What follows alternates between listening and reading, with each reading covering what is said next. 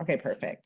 All right, so my name is Aireane Montgomery. I am the founder and CEO of Georgia Educators for Equity and Justice. I am so happy to be here with you guys today. It's always a pleasure. Thank you, Michaela. Thank you, Isabel. Thank you, DeAndrea, for creating such a lovely space for us to really talk about what is going on in policy right now and how it's affecting K through 12 education, also higher ed. I'm just going to share from my perspective. This will be my first year that I was at legislative session.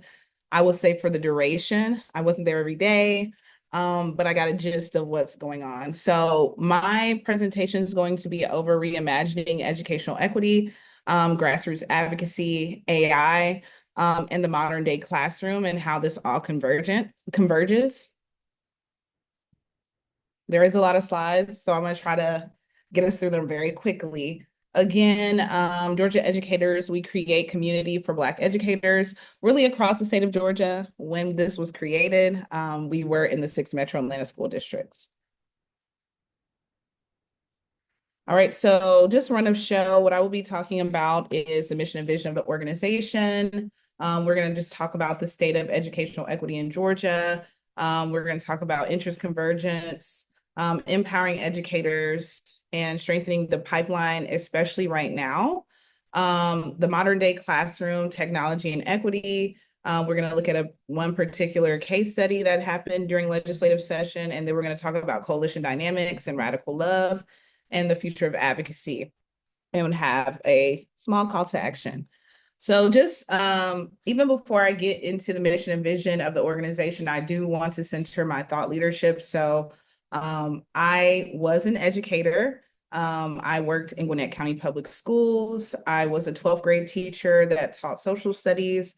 I have taught AP government. I am gifted indoors, so I've taught everything from economics to, American civics, ethnic studies, and contemporary issues.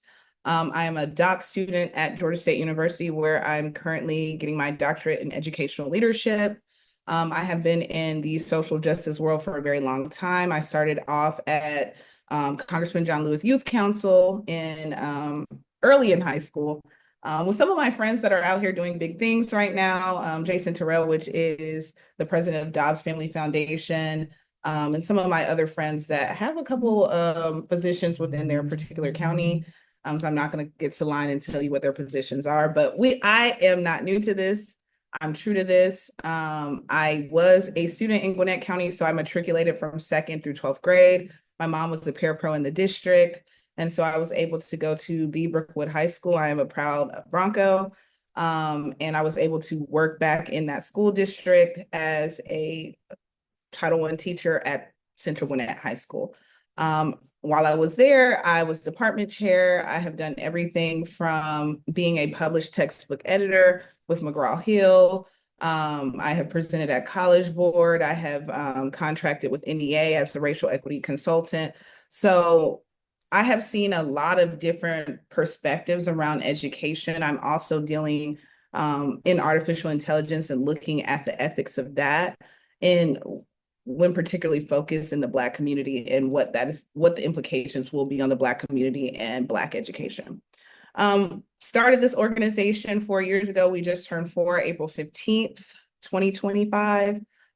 This has been a pleasure to do. It is something that is really near and dear to my heart. And so without further ado, I'm going to go on and get started. So the mission of this organization is to restore prestige to the teaching profession and ensure safe and supportive environments for Black educators and their students. Our vision is to cultivate a learning profession enriched by enhanced support and resources to significantly boost recruitment and retention of Black educators. We do this through policy and advocacy. We also do this through research and professional development. So I want to talk about the state of the teacher pipeline and the policy implications, what I have seen on the ground, not only as a founder, but also as a student at Georgia State University that has been directly affected by the executive orders at the federal level. So a lot of our teacher residency programs, Project Deal, which was the most amazing program where it was getting people that wanted to become teachers, certified teachers, to get their bachelor's degrees. It was going to be paid for. This was in conjunction with DeKalb County and Georgia State University, where they would get tuition reimbursement for their bachelor's degrees. That was cut. Not only was it cut once, but it was cut twice. And so it's been a very precarious situation. The CREATE program, I know you guys are very familiar with the CREATE program. We knew that it was initially cut. They were able to get funds back, and then again, it was cut again. And so this was with Atlanta Public Schools and Georgia State Universities, and this supported teacher residencies and APS. And then we have Project Propel. Project Propel was a very amazing strategic partnership between Georgia State University, Fort Valley State University, Macon-Bibb, Gwinnett County Public Schools, and Clayton County Public Schools. This was an opportunity for paraprofessionals that have been in the classroom for a very, very long time to be able to go through a MAT program or a Master's Arts of Teaching program where they could become certified educators within the classroom. Why this is very significant and important: paraprofessionals are some of the has the most longevity within the schools in general. They stay on average around 17 years. But the problem is they are really working at a impoverished rate. So they are the working poor. And so this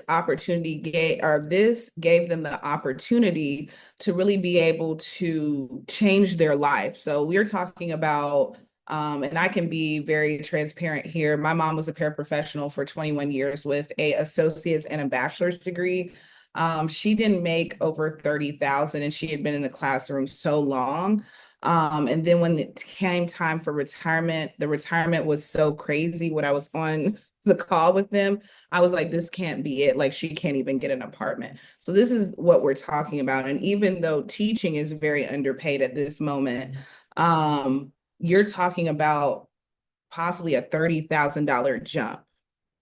And so to end these programs is absolutely diabolical and devastating to the teacher pipeline, especially those that are sitting in that marginalized position.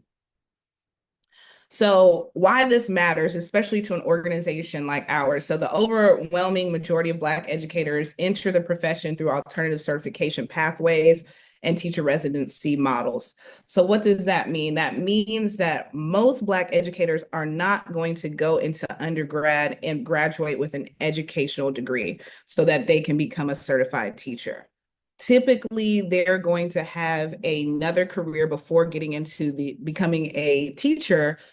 They're going to be provisional teachers, where some school districts give about 2 to 3 years to get certified. So either they're going to go through a strictly teacher certification course, which typically those courses are going to be around those fields that are not gone into. So like your STEM careers, so your math, your science, your technology, special ed. So it can be kind of difficult to get into teacher residency models that are just normal. But you also have another opportunity to go the MAT route, where you get a master's alongside your certification. And so that is the overwhelming majority of Black educators come through this particular pipeline. And so 25% of new teachers of color enter through alternative certification routes. 39% of the teacher residency residents, according to National Center of Teacher Residencies network, to identify as Black. So that's roughly 40% of the teacher pipeline. And this is very significant because only 7% of the teacher pipeline nationally are comprised of Black folks. When we know that if we think about the population of Black people within the United States, it sits around 13%. So we see that disparity there. Key concern about this: these cuts to these programs severely impact the Black teacher recruitment pipeline and retention, reducing descriptively representative educators across the state of Georgia. Not only that, 36% of public school students are identify as Black, and it is a known statistic that having a Black, even just one Black educator within your K through 12 experience significantly enhances you being graduating and being successful post-secondary schooling. So what has this legislation, state legislation, as well as the federal legislation done to really just the atmosphere of education in general? It has created a atmosphere of hysteria and fear. So this legislation measures has created a chilling effect across campuses, not only in the state of Georgia, but across the United States. I have had the liberty and opportunity to meet with other organizations that are similar to mine across the United States. And as soon as these executive orders came out, I started picking up the phone and calling. Certain places, this has not been as serious of an impact like it has been in the South, especially in the state of Georgia, as I do believe we are ground zero for Project 2025. And so, with that being said, when I talk to some of these deans of the education departments, not only at our PWIs, but at our HBCUs, they're not even able to speak out about the atrocities that they all have experienced. Not only the teacher residents that have lost their scholarships or have lost their stipends that did come along with these particular grants, but also the professors that were strictly research that have lost their positions as well. And then the graduate research assistants that were tagged onto these grants, which I was as one of those victims. I will say that I was a part of Project Propel. That was where my tuition was paid from. And so, and also a stipend per month. But when that was cut, I wasn't paid from Georgia State from, I would say, December all the way up until March, the end of March. And so I can personally attest to seeing professors being reprimanded for even telling their students about the legislation and the fight that was going on with a lot of our educational equity organizations.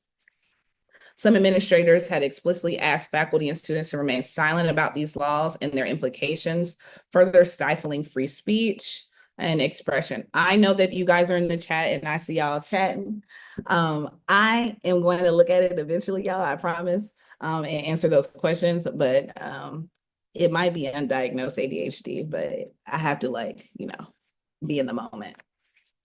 All right, so implications of SB 120 and HB 127. Again, this Georgia legislation was mirroring what was happening at the federal level. There was limits of discussion of systemic racism, gender identity, and culture responsive teaching was out the door, including, in higher education where there should be a freedom because these students are picking what they are learning. There was threats to academic freedom, educator autonomy, schools' access to inclusive learning environments. It further silenced Black educators and students, marginalizing their experience, and it eroded progress made in hiring and retaining and supporting Black educators and DEI-centered curriculum. You started to see those, even school districts that, and I would say one in particular, City of Decatur, that have completely reversed their equity policy in general.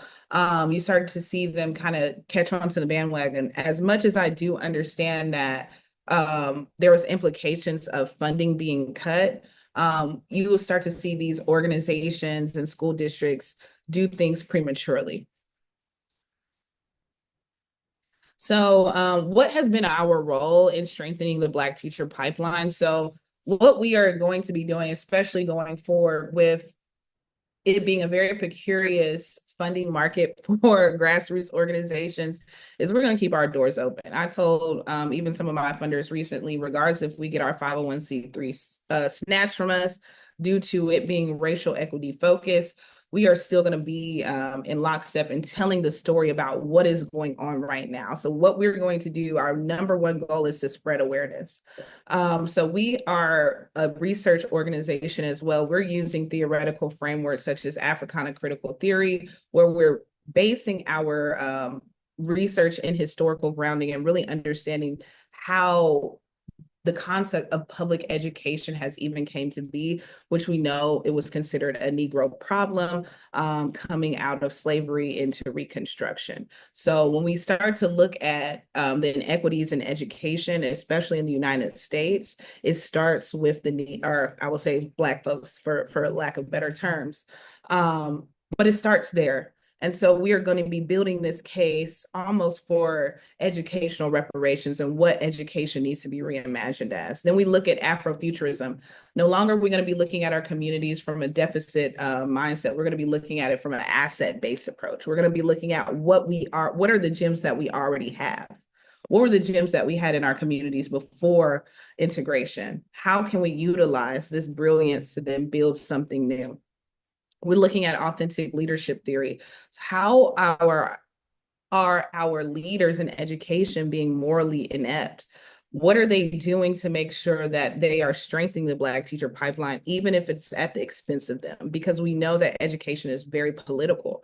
And so there's no room to be apolitical in this fight. If it is such, GAEJ, and I'm just gonna be honest, is going to hold those people in their feet to the fire, because there has to be accountability around this. Then there's critical race theory. So looking at how race really does dictate how the nuances around education. So this can be, we're looking at Black community in general, but I do know that there's other organizations on the call where that you can utilize this framework as well to look at what historical grounding happened in your community, and how does race continue to play a factor. So we have created a theoretical framework for really the recruitment. It's called the Equity-Centered Leadership Framework for Black Educator Recruitment and Retention. This is my dissertation. My dissertation question is, what is the essential components of equity-centered leaders successfully recruiting and retaining Black educators in Southern states? So I am looking at policy implications. I am looking at what education looked like after Reconstruction. And so this just to paint a bigger picture and to tell the story as we're going through this administration. So I will be graduating 1 year before the administration is over. So I won't get everything in there, but it's going to be a good snapshot. The application of this conceptual framework, we do have this. So we utilize Maslow's hierarchy of needs, and we use First Nations hierarchy of needs, which Maslow studied under this indigenous population to really create the framework that he created. And so our strategy again is leadership pipelines, advocacy training for teachers, and just creating spaces where teachers feel like that they belong and they can have conversations around what is going on. And so hopefully this is not blocking it for you, because I have a lot going on my screen, so my bad. So here is what the full connection of our pyramid. We use Adinkra symbols again to start to really think about how we can use an Eastern perspective of collectivism to reimagine what the recruitment and retention could be. We use Maslow's hierarchy of needs, but we invert our pyramid because justice, again, is a non-negotiable. Not only are we just thinking about the individual perspective of the Black teacher, but we also understand that we must go up the pyramid into First Nations pyramid to understand that this is a collective, and that when one educator is taken care of, all educators can be taken care of. And so just to give you guys a brief kind of like explanation of what this really looks like, and what we're talking about within these different tiers. So our first tier is going to be justice. So we're talking about a livable salary, annual cost of living adjustments, affordable housing in school districts where educators work in, work-life balance and accurate compensation of work done outside of work hours, and at the end of the day, psychological safety. We go up the pyramid. We're looking at safety, so security and safety. Black educators need access to professional associations that protect them against unfair retaliation, since Georgia is a right to work state. We go up the pyramid again to love, belonging, and unity. We need specialized affinity spaces, Black-centric educational professional developments, and colleagues that share similar identities and mindsets. We also need esteem or self-efficacy, so culture responsive evaluation systems. We know that at times our genius cannot be realized because there is a culture clash. The more and more we start to look at the everyday vernacular of the generations, the future generations, is going to completely change, and there needs to be educators that bridge that gap. But also, because education can be elitist, it can be ageist. These particular educators that are coming in here and getting in good trouble sometimes are their genius is not realized, and so they're not able to self-actualize themselves. So then we go up into the last tier, which is liberation. This is an equitable growth hierarchy. This is equitable opportunities for educational leadership outside of your traditional, oh, I'm going to be an assistant principal, I'm going to be a principal, I'm going to be a district official, I'm going to be a superintendent. This is, oh, I'm going to go into ed tech, I'm going to become a founder, I'm going to become I'm going to run for office. I want this to start to look different because we're losing teachers every day, because not only do they not want to be in the classroom, they get so burnt out of trying to climb this ladder, especially because it is so ageist, because it's so elitist, and because sometimes that genius is just not recognized. With all of that being said, let me pause really fast.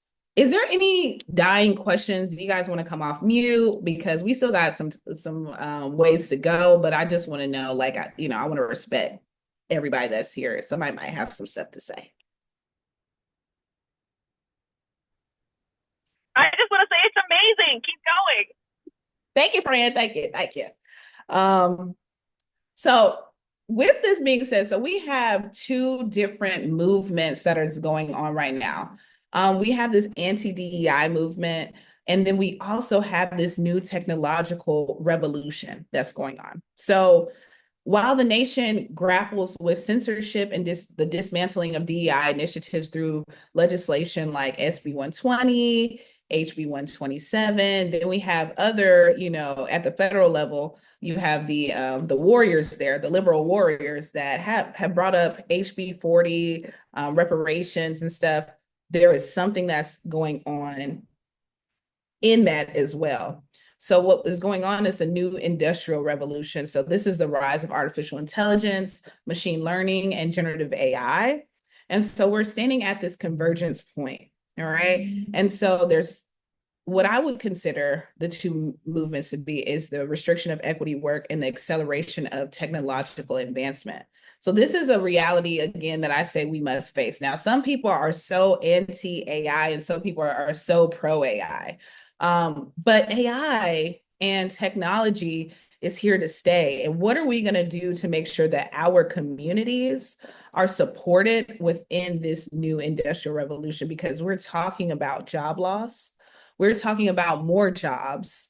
We're talking about a completely different society. And we cannot be always in the defense when it comes to DEI. We need to start reimagining what we can do and how we can change the language to then get what we need to get accomplished done, making sure that it's equity centered regardless. So we must move. So implications of this, so economic displacement and workforce transformation, the rise of structural unemployment. Again, structural unemployment, I was an econ teacher, so I'm gonna hit you with the little facts really fast. So structural unemployment means my skills just don't no longer meet the requirements anymore. This is happening as we close our eyes every single night. People are getting pushed out of jobs because their skills no longer match. And so what implications does that have on the future workforce?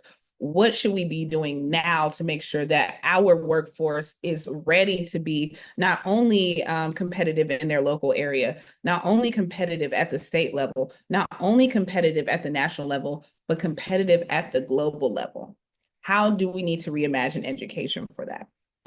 There's an increasing demand for technological programming skills that our current education system is not sufficiently preparing students for. So I was able to go to the AI conference in San Francisco that was hosted by OpenAI, Microsoft, MIT, Stanford, Harvard, ooh, I'm missing Google, Amazon.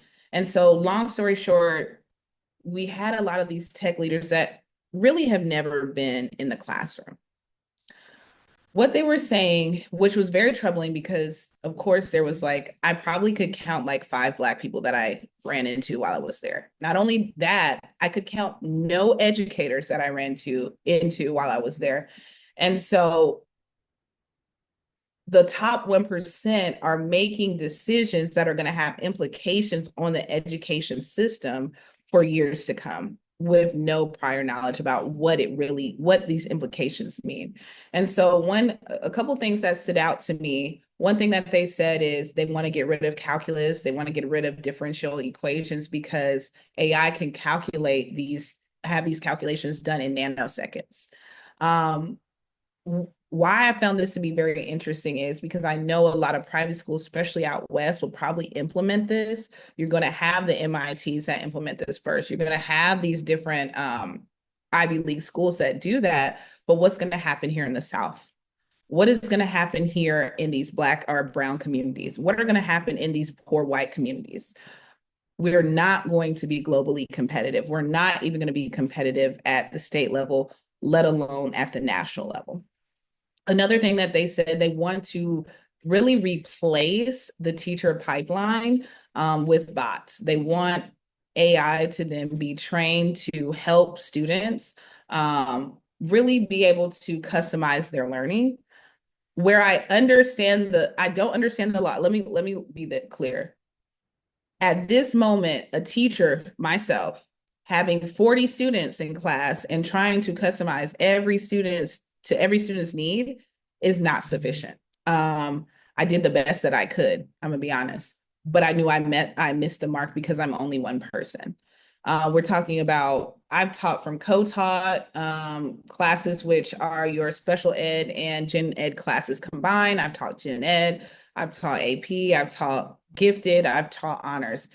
It doesn't matter. It is very difficult. There will be some students left behind, or you literally will need that class all day long.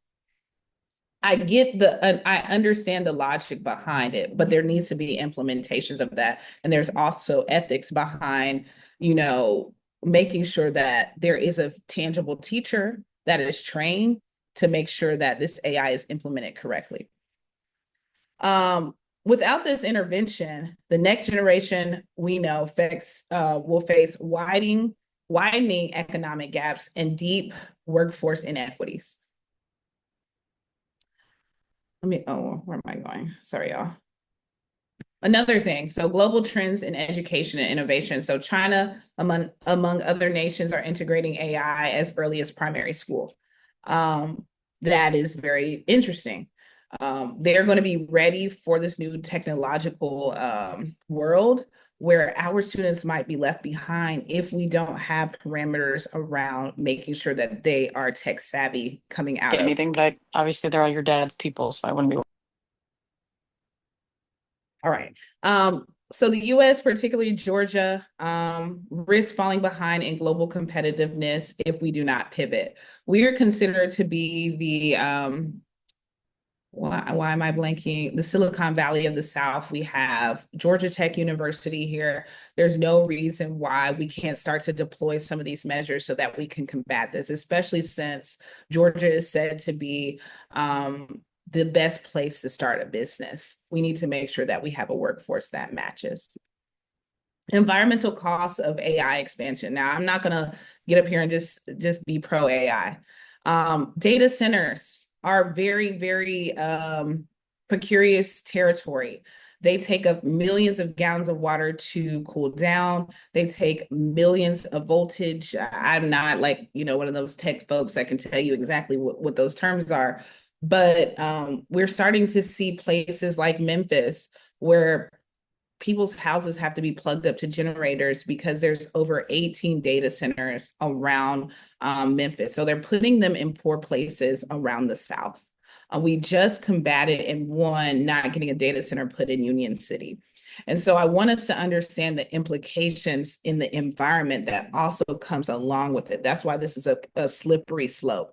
And I don't want to lie here and just say that this is something that's needed, but I do think that this is a blue ocean for opportunities where our students can start to reimagine as environmental scientists what we can do to combat a lot of this stuff that is happening within our environment. Let me keep going. I'm going the wrong way. Where's my mouse at? Okay. Yeah. All right, so threats to the education profession. So I want to bring this around home. So tech companies, I told you, are exploring the use of bots and AI tutors to supplement and replace teachers. There's a risk of dehumanizing education, lowering the quality and widening inequities. Again, there's underqualified, overburdened teachers, and the fact that we're trying to bring AI into the classroom where we haven't sufficiently fixed the administrative burdens of these teachers is a whole nother cluster, and you know the word after that. We talked about math, so I'm going to move on past this. Okay. All right, and so there's an urgency for equity-centered policy. So we must not fight the revolution because it's happening regardless, but we have to be able to shape what that looks like. Georgia must guarantee one-to-one device access for their students.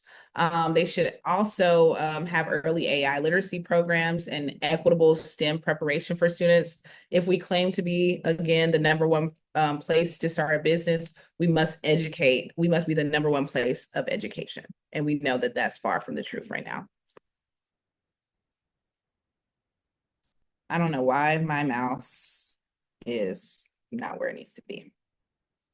All right, so our response to this. So we did create a framework for AI for the Black community. So our 4 tiers that we are looking at is centering Black data ownership and sovereignty, advocating for AI literacy in marginalized communities, and elevating the Black innovation and entrepreneurship in the tech sector, and protecting educators and students from AI-driven bias and surveillance.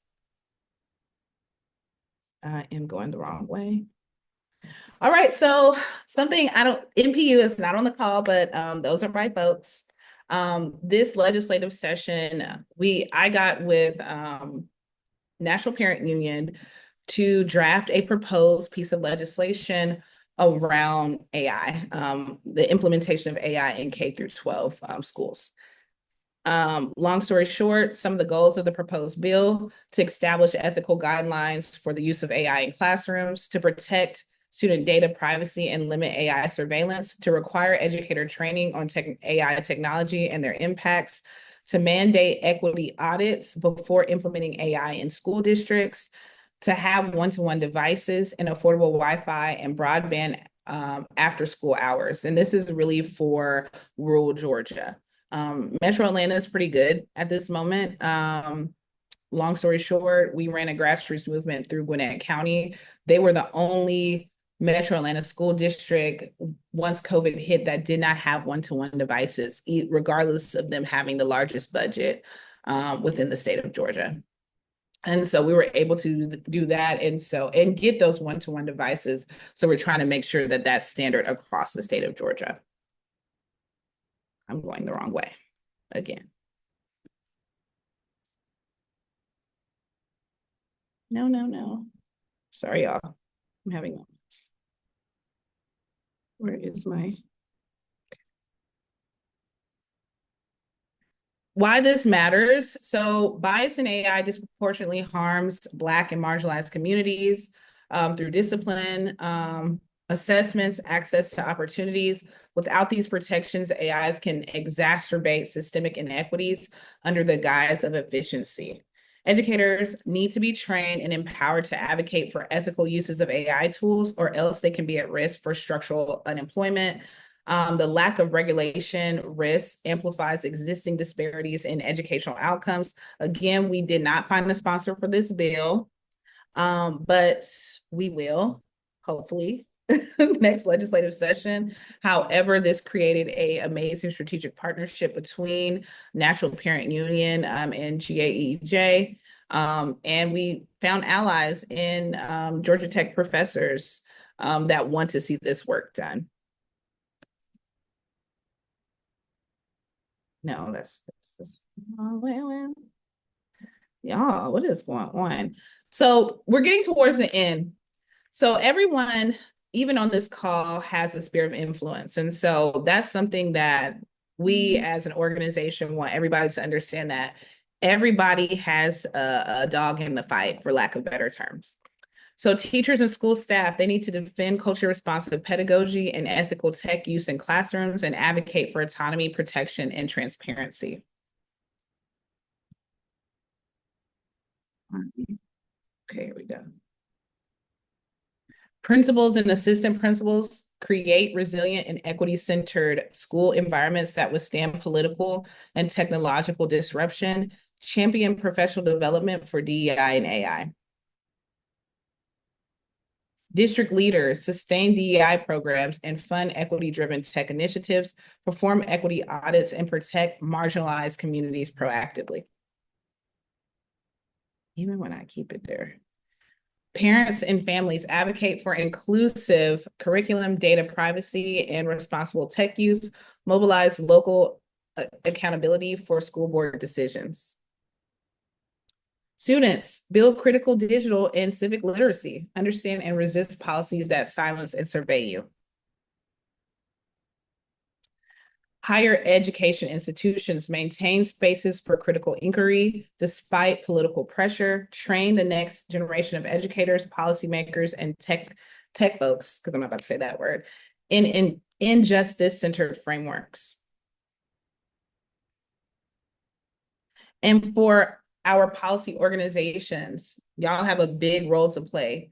We need to craft and advance proactive equity-centered policies, not just as defensive responses. We need to bridge grassroots needs with grass-top solutions. We need to monitor and expose and challenge laws and regulations that erode DEI, academic freedom, and tech justice. We need to invest in coalition building across sectors. Our coalition should be bigger. It should be education. It should be tech, labor, environment, and civil rights. All of us have a role to play in making sure that we have a holistic solution. We need to lead public education campaigns that equip communities, not just institutions. We can't be neutral. We are architects of the future, and action is an action. And in this era of censorship and disruption, your role is to protect, to advocate, and to build structures that center equity, truth, and justice. So coalition dynamics and radical love. This is something, because we're coming towards the end, that I want you guys to do on your own. So I want you to reflect on this year's legislative session. I know, and I can be honest right here and transparent. What do they say? It's called HOT, humble, open, and transparent. That's the acronym for this. There was some tension this year, but we know that it was going to be some tension because everybody has been so passionate. There has been so much that's gone on in general. We all have our priorities that we are working with. What I want us to do is to identify how our identity is going to shape our advocacy outside of just I'm a part of my organization, but what is my life experience and what am I carrying into this space? Everybody has bias, including myself. There's a lot of unlearning that we have to do. And so it is very important that we do that, because the humanity is resting on our hands. I'm going to be honest at this moment. And the bigger our coalitions are, the more that we can work with organizations that we might not 100% align on. Maybe it's 80%. Any organization that says they're educational equity, I think needs to have at least some kind of voice at the table, whatever that looks like. So embracing radical love, so accountability without erasure. What does it look like? Because I know there were some organizations that you guys take the front load, y'all take the heavy burden of being at the Capitol. every single day. What is a framework that what is a framework that we can create on best practices of really being able to engage in legislative session and be in collaboration with one another? That is what I'm looking to see, because it's so much bigger than us. We have to really think about that. So the future of advocacy and call to action is collaboration, sustaining grassroots advocacy, and personal self-reflection. I think that this is a great opportunity. I hope you guys are resting. I know that semesters are coming to end, school is coming to end. This is a perfect opportunity to rest, rejuvenate, and to just think about what is next. Thank you so much. This is my website.